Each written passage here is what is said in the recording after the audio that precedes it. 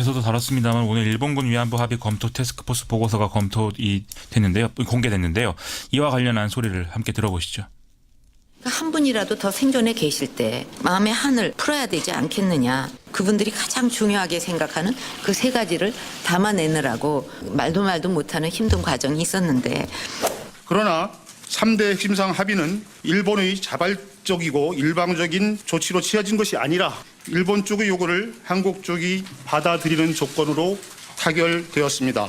외교부는 고위급 협의에는 직접 참여하지 못했으며 그 내용을 공유받으면서 필요한 의견을 개진하였습니다.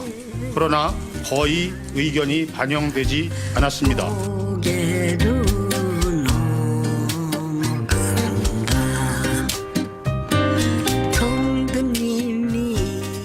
네, 앞에는 이제 박근혜 전 대통령 목소리, 그다음 오늘 진상조사 태스크포스의 오태규 위원장의 목소리였죠. 그렇습니다. 그 후에 일본이 지금 공식 입장을 밝히고 나섰죠.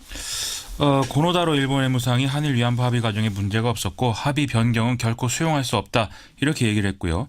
또 위안부 합의 변경 시도 때 한일 관계 관리는 불가능해졌다 이렇게 과거 사례를 통틀어서 얘기를 하기도 했습니다.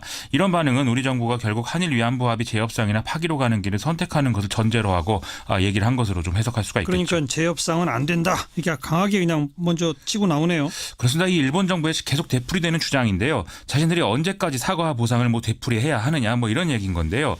아베 신조 정권 입장에서는 자기 지지층인 극우 세력의 반발함에도 불구하고 이 한일 위안부 합의를 2015년에 추진한 것은 이번이 정말 마지막이다라는 자기 논리로 이 지지층을 설득했기 때문이다 이렇게 보는 것입니다.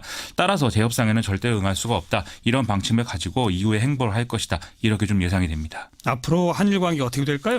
당장 직접적인 문제가 될 수 있는 것은 아베 신조 일본 총리의 평창 동계올림픽 참가 여부인데요. 이 대목을 일종의 협상 지렛대로 일본이 활용할 가능성이 크다는 것이죠.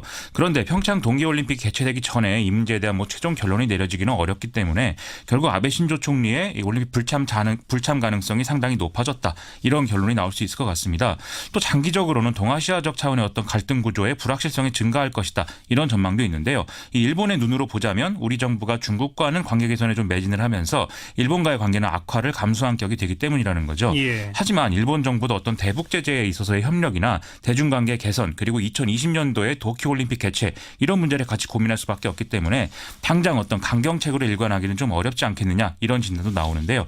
어쨌든 우리 정부로서는 이런 좀 국제 정치적 맥락을 충분히 활용하면서 이 잘못된 합의를 바로잡을 수 있도록 최선을 다해야 될 것 같습니다. 아까 정대협 쪽의 목소리는 동계올림픽이나 안보 핵 문제와 이 위안부 할머니 문제는 투트랙으로 구분해서 좀 대해달라 이런 목소리를 내던데 정부가 최종적으로 어떤 결정을 내릴지 지켜봅시다. 이렇게 좀 예상이 됩니다. 앞으로 한일 관계 어떻게 될까요? 당장 직접적인 문제가 될 수 있는 것은 아베 신조 일본 총리의 평창 동계올림픽 참가 여부인데요. 이 대목을 일종의 협상 지렛대로 일본이 활용할 가능성이 크다는 것이죠. 그런데 평창 동계올림픽 개최되기 전에 이 문제에 대한 최종 결론이 내려지기는 어렵기 때문에 결국 아베 신조 총리의 이 올림픽 불참 가능성이 상당히 높아졌다. 이런 결론이 나올 수 있을 것 같습니다. 또 장기적으로는 동아시아적 차원의 어떤 갈등 구조의 불확실성이 증가할 것이다. 이런 전망도 요구를 한국 쪽이 받아들이는 조건으로 타결되었습니다. 외교부는 고위급 협의에는 직접 참여하지 못했으며 그 내용을 공유받으면서 필요한 의견을 개진하였습니다.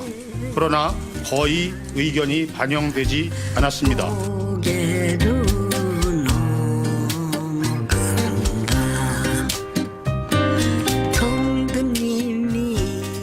네, 앞에는 이제 박근혜 전 대통령 목소리, 그다음 오늘 진상조사 태스크포스의 오태규 위원장의 목소리였죠. 그렇습니다. 그 후에 일본이 지금 공식 입장을 밝히고 나섰죠. 고노다로 일본 외무상이 한일 위안부 합의 과정에 문제가 없었고 합의 변경은 결코 수용할 수 없다 이렇게 얘기를 했고요. 또 위안부 합의 변경 시도 때 한일 관계 관리는 불가능해졌다 이렇게 과거 사례를 통틀어서 얘기를 하기도 했습니다.